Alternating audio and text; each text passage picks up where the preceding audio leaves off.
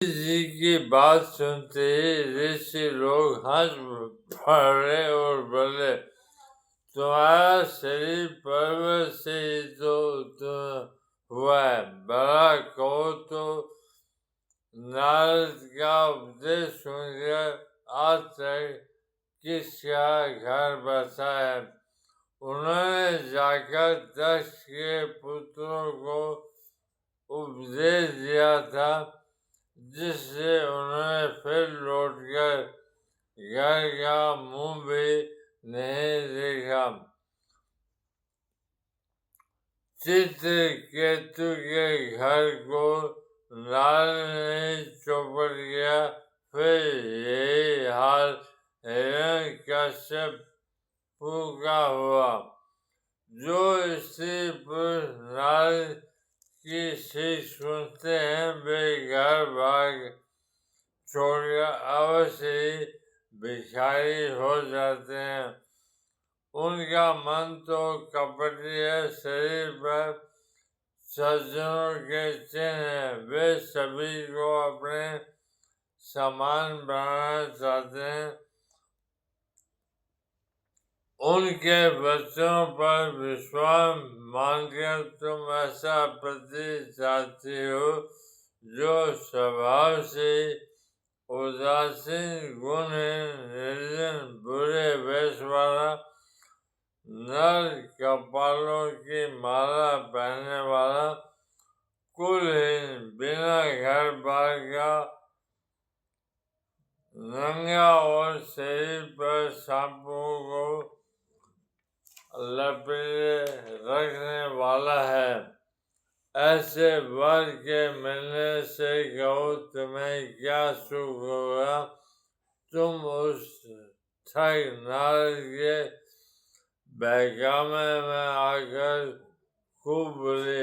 पहले पंचों के कहने से शिव जी ने सती से विवाह किया था, परंतु फिर उसे त्याग कर मरवा डाला।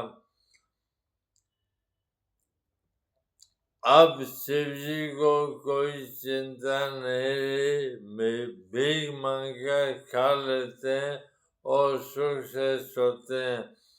ऐसे स्वभाव से ही अकेले रहने वालों के घर भी भला क्या कभी स्त्रियां टिक सकती है। अब भी हमारा काम मानो, हमने तुम्हारे लिए अच्छा वर विचारा है। वह बहुत सुंदर, पवित्र, सुखदायक और सुशील है, जिसका यश और लीला वेद गाते हैं।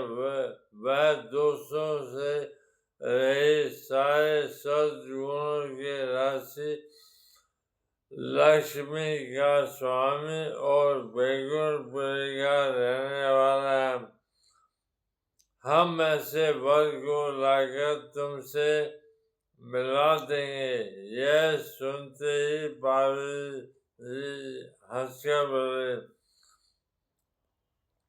आपने यह सत्य ही कहा कि मेरा यह शरीर पर्वत से उत्पन्न हुआ है, इसलिए हट नहीं छूटेगा।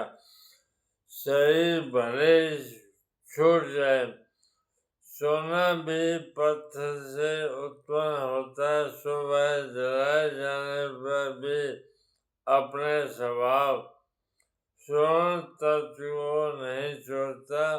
अतः मैं नारद जी के वचनों को नहीं छोड़ूंगी, चाहे घर बसे या उसे, इससे मैं नहीं डरती। जिसको गुरु के वचनों में विश्वास नहीं है, उसको सुख और सिद्धि सपन में भी सुगम नहीं होती।